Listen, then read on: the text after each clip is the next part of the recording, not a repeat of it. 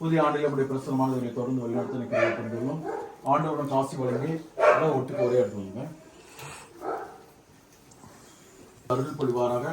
ஆண்டவர் தம் திருமுகத்தை உன் பக்கமாக திருப்பி உனக்கு அமைதி அருள்வாராக.